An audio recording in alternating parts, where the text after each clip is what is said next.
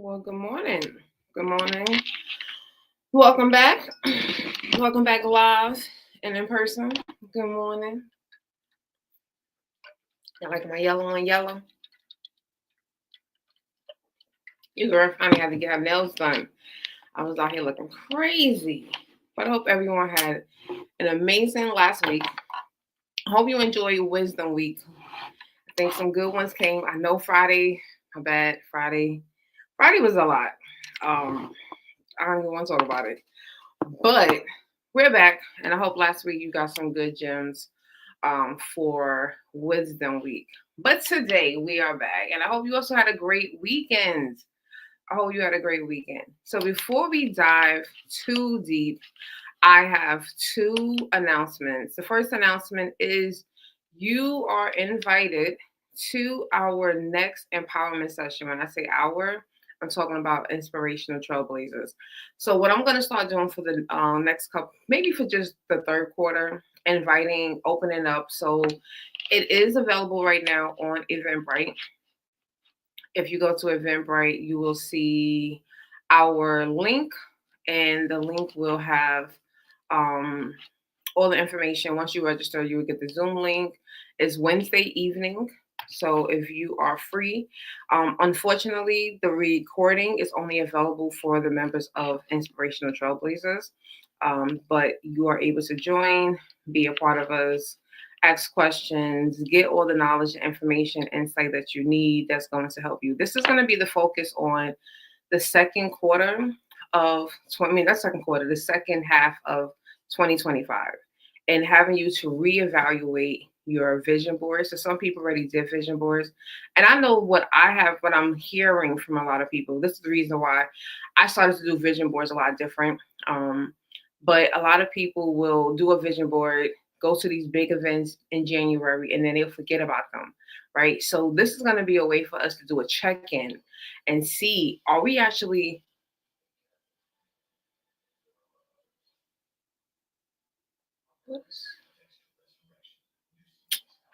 Jelly Bean done turned on the TV and got me in here like, who is in my house? Sorry, y'all. I'm gonna feel like we're gonna just ignore that. But I'm gonna give you the opportunity to reevaluate your your vision board and to start taking action. Because if you didn't do the work, if you haven't started to do the work in the first half of 2025, we still have the second half of 2025 to make things happen. There's still time for things to get done in 2025. So we're not waiting. We're not putting everything on hold until next January. No.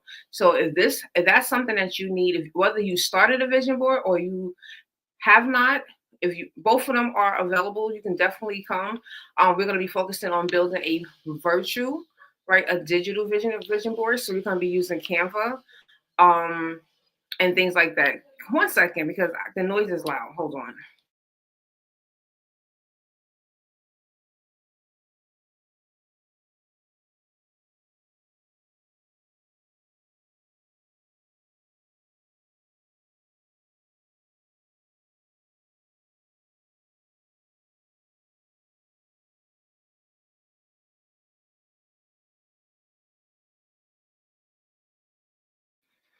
That Jelly Bean, Lord have mercy. Gotta love him, but Lord.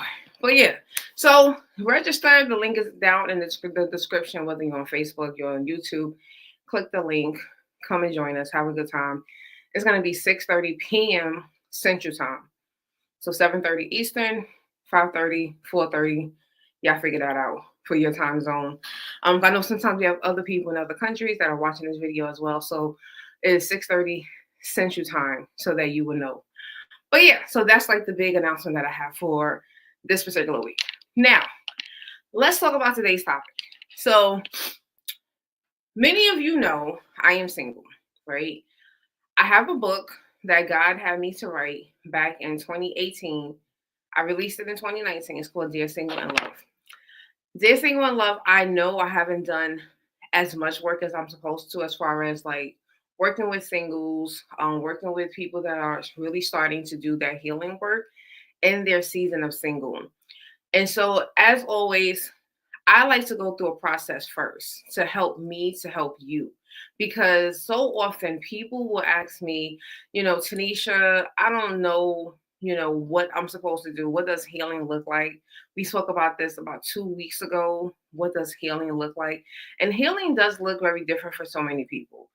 What I want to do is give you a framework that you can insert the things that matter to you and that pertain to you.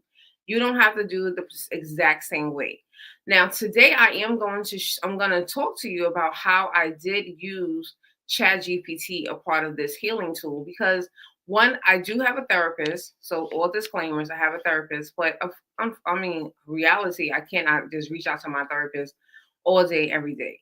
Questions would come up, feelings would come up, and I have realized that, you know what, I could probably like use ChatGPT as a way to process some of these thoughts, to help me to kind of like clear out things, see some themes, and then when I go and sit and physically journal in my book, now I have even more. So I've been using that plus my journal, plus praying, plus talking to God, and just being patient in the process. So that's what I want to talk to you about. So back in May, so May of 2025, I literally sat and said, I am going to put forth more energy and effort into the area of relationships and love for myself. I have not done that. It is on my vision board, and this is what made me think about how we're going to bring all these things together, right? So you have this vision board, and you put these rings, and you put love, all these different things, but then we don't. There's no effort and there's no energy put in towards it. Again, not saying like you're going out there introducing yourself to everybody and trying to go on every dating app. What I'm talking about is that inner work, right? Because before we get on the dating apps, before we go out there and introduce ourselves, we really do need to start doing some work. Some work. Again, this is not about perfection. This is not being fully packaged and prepared and all together. These are things that you should just start having. I remember when I started really investing in that part of my life was in 2021, and there was a my therapist gave me my coach gave me some insight. We did some activities, and I remember I connected with this gentleman. We had a great first conversation. It's back in 2021, so a long time ago, but I remember that conversation for a reason. Great conversation. And then he started to ask those hard questions, right? And those were hard questions that when I spoke to my coach about it, I was like on the fence. So now when I'm answering to him, I'm sounding even more shaky, even more like unstable, like, yeah, I think I want this, and not being full, not being concrete in what exactly it was that I wanted. And I think he was asking questions like household dynamics. Ultimately he was a 50-50 kind of guy, which is, whatever. I'm not here to talk about that. And I think there was another question that I had hesitated to answer. And I was just like, wow, like there's a lot of things that, we think that we know these answers to until we're in that space. And that person's going to pick up that you're not fully sure. And this is how people can sway you. And this is how people, if you already are not firm in your answer, and I think about the question, so what are you looking for? And you'll meet that one person, they're not fully sure if they're ready for a relationship. They're not sure if they want a marriage.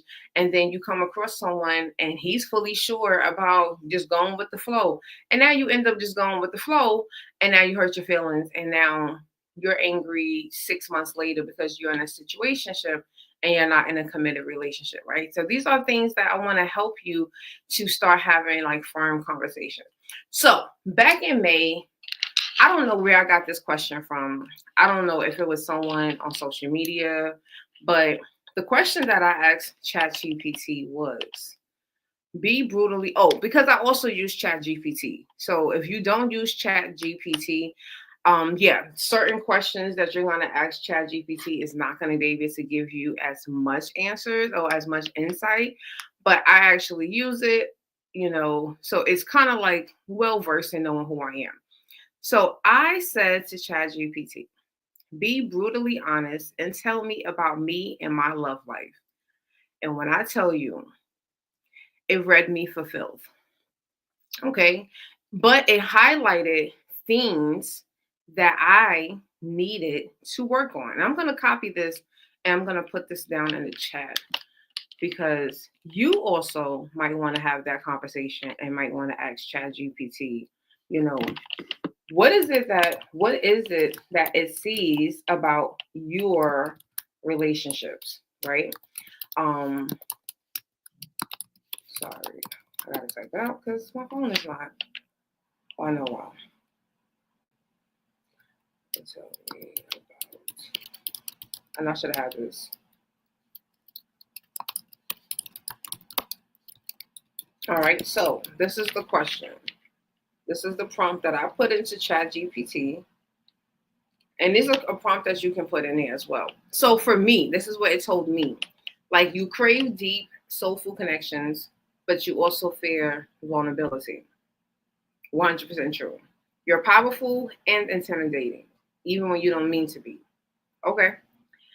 You lead with discernment, but sometimes overthink yourself out of connection. You desire emotional consistency, but your romantic rhythm isn't consistent yet. You haven't fully chosen a partnership. You've prepared for it, but you haven't fully committed to receiving it. So that was just like that's all I'm gonna just tell y'all. Like it went deeper, but what I ended up doing, and like I said, this was in the beginning of May when I started this conversation. So, like, really taking my time and looking at each one of these themes that they gave me and breaking it down and starting to have that uncomfortable conversation with myself about one, is this true? Right? Because some things might not be true, right? And then other things might be a blind spot for you. So this is where I partnered with my therapist. If there were certain areas that I was like, I don't know about all of that, right? Like so, like when it said you desire emotional consistency, but your romantic rhythm isn't consistent yet. I really didn't. I'm like I'm reading it and I'm like because I'm not seeing it. So that was now a conversation that I needed to table to have with my therapist. But other things I was able to now really start sitting and processing. And so the real reason why I started and I felt like this was so important is because we don't like to ask those hard questions that's going to get us to the transformation, right? That is a very hard question to ask yourself because it is going to give you realities that you may not be ready to face. So you have to get to that point. If you want truth, if you want transformation, if you want to get the life that you truly desire, then you cannot avoid those hard, brutal questions. Whether you ask yourself, you ask ChatGPT, Gemini, your therapist, your best friend, the stranger on the street, you have to want to have the truth because it's going to help you to shift from being so safe, complaining and blaming everyone else. Oh, it's my ex's fault. He did this, she did that, and start shifting it so that you can stay at a surface level, so that you can stay in a neutral space, so that you can start to see where everything, you can see everything, right? So when I started having these questions, start asking these questions to ChatGPT, and I got that reality because I did so much other work prior to this, it gave me a space and I was able to sit in that. And I was just like, you know what? Let me look at some of these patterns, let me start looking at the things that I have been doing over the years and how I have been handling things and start seeing, right? So this is why we want to have those honest, raw, hard questions asked to us because we want to actually transform. We don't want to continue to live the life that we have been living. And if you don't want that, then that's fine too, right? It's always easier to stay in your comfort zone. It's always easier to stay where you are familiar with. But what I'm here to tell you is that if you really want transformation, if you really want that true honesty and you want to shift from where you are into a new reality, it is time for you to start asking those hard questions. But it's also even more important for you to receive what those hard realities are going to be. Right? It's going to take some time. It's going to take some effort for you to now sit and look at it and say, you know what, this is where I can see what they're talking about. And so when I started to do that, the brutal honesty, it revealed a lot about myself and things that I have been hiding from, that I have been running from, I've been afraid to face. And so I'm just like, I need some true personal insight. So that's why, because I have been utilizing ChatGPT for a while, and it has an understanding of my background and it knows the things that I'm dealing with. Because again, if you don't, train it, it's not going to know who you are. But this is why I had to start sharing, right? And I had to start seeing. So when they started to bring up, and it was like, again, this has been from May. So I'm only talking about May's conversations, May's reflection. We're not talking about June. We're not even talking about the fact that we are in July 21st, and I have even more. But certain things started to highlight, and it made me do even further research for myself about myself. So, like, it brought up my attachment styles. It started to talk about the things that I avoid, my avoidance, and the different things that I constantly keep repeating. It brought all of this up. So it helps you to be a mirror. It helps you to have a mirror in front of your face so that you can see. And I want you to realize something. This is not punishment. This is going to give you transformation. But you have to have that mirror. It has to be clean, and you have to be honest with yourself to receive this honesty, right? Because that's the only way that you are going to do what? To transform. I want you to transform. I want you, and again, this doesn't have to be about your love life. This can be, you can ask Chat GPT, tell me, be brutally honest about my career and my about me and my career, right? Be brutally honest. Can you tell me about me and my health, right? You can take this same prompt and you can tweak it. I used it, and I'm showing you how I utilized it to help me as a healing tool when utilizing Chat GPT. The last thing is that this is how you really start to become healed, right? You start healing, because healing is going to consist of like those hard, uncomfortable questions, the things that no one wants to face, right? You heard me say many times prior, so many people are like, oh, awareness, I love awareness. A lot of people are aware of things, but a lot of people are not ready for change. And so we have to realize that awareness is just one layer of it. Awareness is going to take accountability, right? Awareness is going to take action. And that's the only way that if we have those two other factors, that we're going to start to see change, right? Because you have to be accountable for yourself. So me asking these questions and now facing it, even seeing whatever ChatGPT says, listening to the feedback what my therapist says, I'm actually able to now say, you know what, this is the area I need to sit and focus on. Like my attachment style. I started to focus on I started to learn about my attachment style back in 2021. And then I started to utilize it even more in back last month in June, and like really deep diving, digging into it to get a full understanding as to what it is that I'm supposed to be doing. So once you know your patterns, then you can begin to break them, right? And then you can build healthier ones. And that's what we want. Right. And so I'm going to give you a quick example as to what that means. So prior to me moving to Oklahoma, I had conversations with exes that I still had access to. There were some exes that we were still like, we never ended on like horrible terms. We just got to that point where we realized, yeah, this ain't going to work. Mm-mm.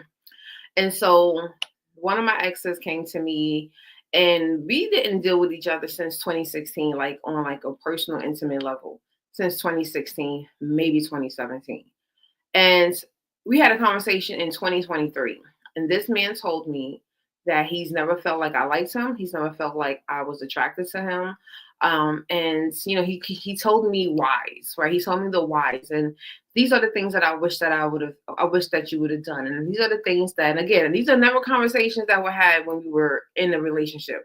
But again, that's because healing, right? Some people don't understand that sometimes, people are not mind readers. And so as that's a healing thing, right? You have to remember that people are not mind readers, so they cannot read your mind. They cannot know that what you like until you tell them, hey, I like this. I don't like that, and these are conversations that we're supposed to be having.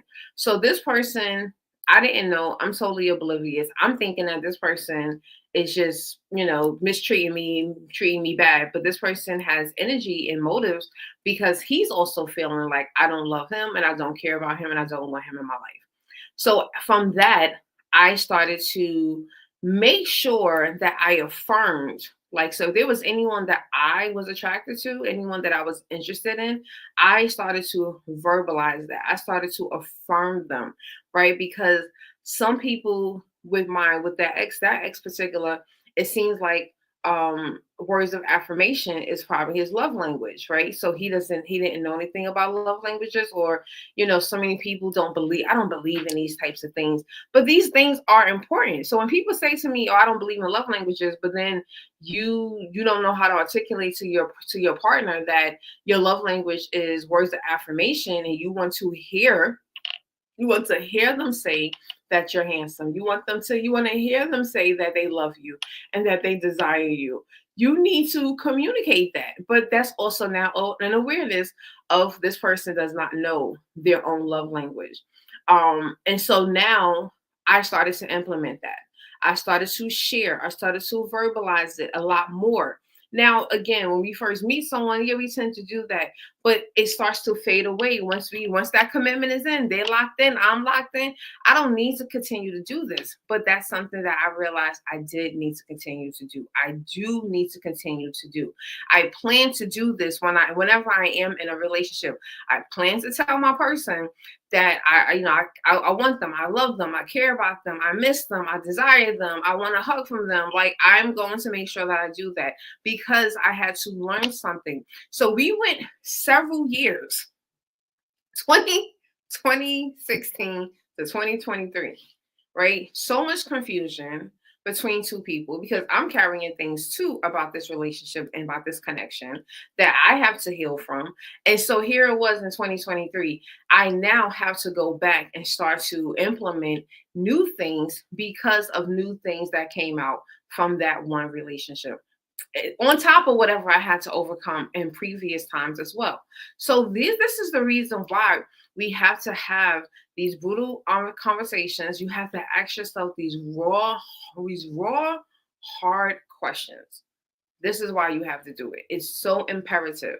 You're only going to get better and stronger and get closer to the life that you want when you do this. And like I said, you can use tools like ChatGPT.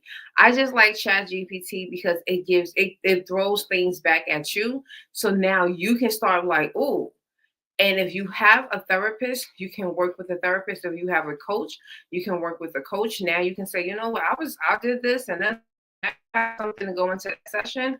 And now y'all can dig deep and they can dive into that for you and help you to like really unload it, unlayer it, everything that you will possibly need to be successful.